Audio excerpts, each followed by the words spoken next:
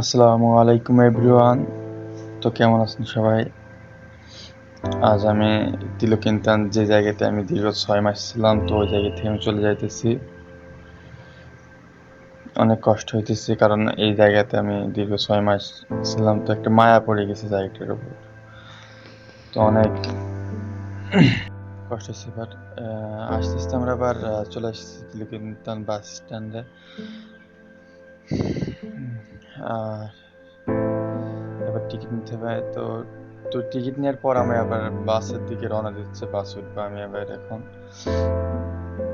তো বাসের ভিতরে এখন যাইতেছি। আমার সিটটা এখন সিট নেওয়া দেখতেছি টিকিটে, তো বসলাম সিটে।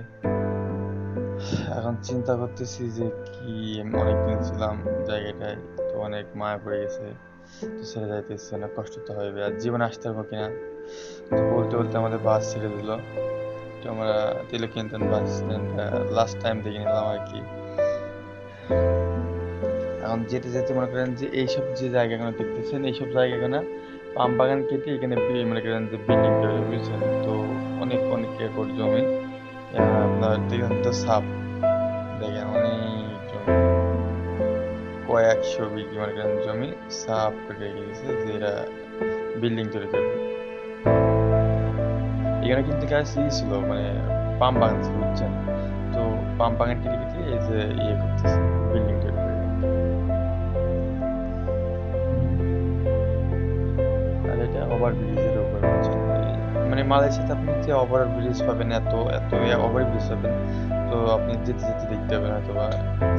কারণ আমি এর আগে এসেছি গেছি, তো আমি আজ দিয়ে ব্লগটা করতেছি এই কারণে যে না, লাস্ট টাইম তো আর তো আসা হবে না, এটা যদি আমার ফেসবুকে বা আমার ইউটিউবের চ্যানেলে আমি দিয়ে রাখি, তো পরবর্তীতে দেখবো এই সময় এক সময় না এক সময় ছিলাম তিলকিনতানে। এই কারণেই ভিডিওটা আমার বানানো আর কি। তো মালয়েশিয়ার দৃশ্য বলবো যে অনেক সুন্দর। রাস্তা, এদিকে আরেকটা ওভারব্রিজ, ওই তো প্রবাসী ভাইরা কাজ করতেছে নিচে। আর বিশেষ করে ওই যে মালয়েশিয়া এমন একটা জায়গা, আপনি সব রকম ইয়ে পাবেন। যেমন গ্যান্তিং হাইল্যান্ড, ক্যামেরন হাইল্যান্ড, এগুলোতে আপনি কি পাবেন? শীত। তো এ আপনি গরম পাবেন। কেএল এর ভিতরে মনে করেন যে আপনি আহ, বেশি গরম না বেশি ঠান্ডাও নাই, মনে করেন যে স্বাভাবিক অবস্থায় পাবেন এই আবহাওয়া। তো আর আমি যেখানে ছিলাম তিলকেন্তানে, এখানে আপনার সকল সময় 35-36 সেলসিয়াস তাপমাত্রা থাকে, বুঝছেন? আর আপনি মনে করেন যে একটা জিনিস, আহ, মালয়েশিয়াতে আপনি মনে করেন যে রাস্তাঘাট, ইভেন সব জায়গায় মনে করেন যে আপনার সৌন্দর্য আছে। আর বিশেষ করে মনে করেন যে রাস্তাঘাট বলেন, মানুষের ব্যবহার বলেন, সব দিক দিয়ে মার্শাল্লাহ অনেক ভালো। তো আমাদের গাড়ির ভিতর থেকে ভিডিওটা করতেছি, তো তো কাজ খোলা নেই যেহেতু, তো এই জন্য একটু ঝাপসা ঝাপসা লাগতে পারে।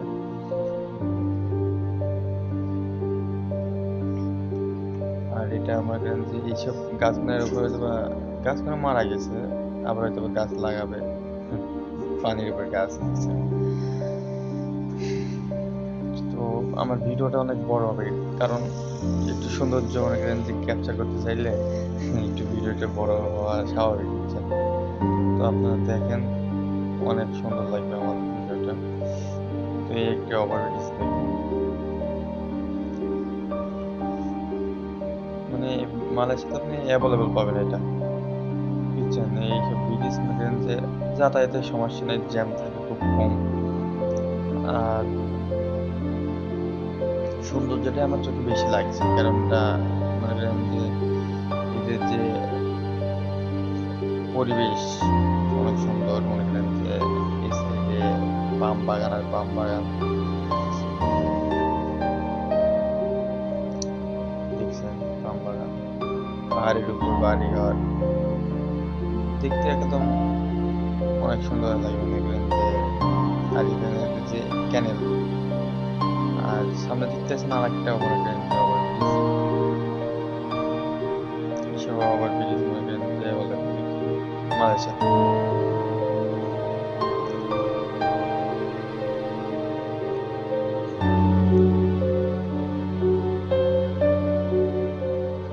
মানে আমার আমার বেশিরভাগ ভালো লাগে মনে করেন যে রাস্তার সাইডে যে গাছে গাছে অনেক সুন্দর লাগে। বিশেষ করে এত সবুজ, মানে আমরা বাংলাদেশে কিন্তু আমরা বলি যে সবুজ বাংলাদেশে, সবুজের ঘাসে সবুজ সোনালী বাংলাদেশ, কিন্তু মনে করেন যে সবুজ আমার জানার মতো মনে করেন যে বাংলাদেশে মালয়েশিয়ার সাথে মনে করেন যে সবুজের ভাগটাই বেশি, যেহেতু পাম বাগান সব জায়গায়।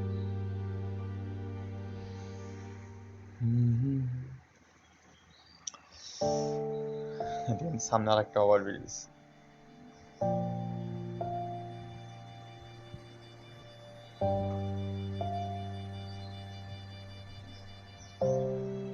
মানে এই সাইডের মানে যে ক্যানালগুলো অনেক সুন্দরভাবে মেরামত করা।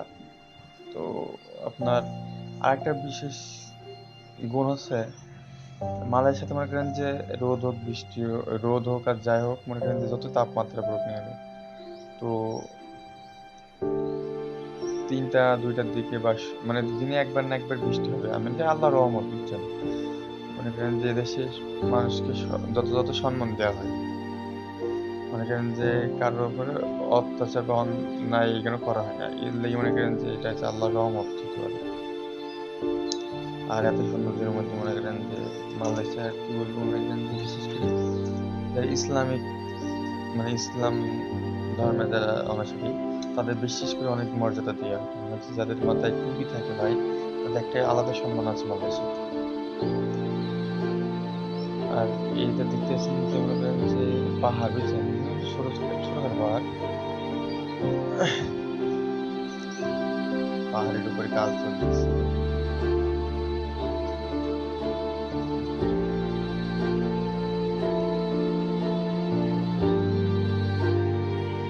আমি একটু দূরে তো দেখাতে চাচ্ছিলাম, কাজ করতেছে ওইটা দেখাতে চাচ্ছিলাম। তো দেখতে পাচ্ছেন বাংলাদেশি ভাইরা কাজ করতেছে। একটা জিনিস হচ্ছে মালয়েশিয়া, আপনি যে কোনো প্রান্তে যাবেন বাংলাদেশি শ্রমিক আপনি পাবেন, যেখানে যাবেন সেখানে পাবেন, বুঝছেন। কারণ বাংলাদেশের মানুষ সব জায়গায় আছে, বুঝছেন। এই একটা অবস্থা, মনে করেন যে অবস্থা আপনাকে বললাম আগে আপনাদের, এই অবস্থিতির অভাব নেই। আর সৌন্দর্য তো মাশাআল্লাহ আল্লাহ দিয়েছে মালয়েশিয়াতে। দেখার মধ্যে মনে করেন যে এই সবুজ আর সবুজ, পাম বাগান আর পাম বাগান। মানে আমি এক কথায় কিলোকেন্টন হচ্ছে এটা ইপু, আমি যে সাইড ছিলাম এটা হচ্ছে ইপু সাইড, বুঝছেন। প্যারাক এই মনে করেন যে এই বিভাগে মনে করেন যে বেশিরভাগই পাম বাগান, মানে কাম্পং এলাকা, মনে করেন গ্রামাঞ্চল। আর এই সাইডে মনে করেন যে কেএলএর সাইডে এটা। তো এটা এখানে বাংলাদেশের শ্রমিক কাজ করতেছে, ওই তো ভাই এটা কাজ করতেছে।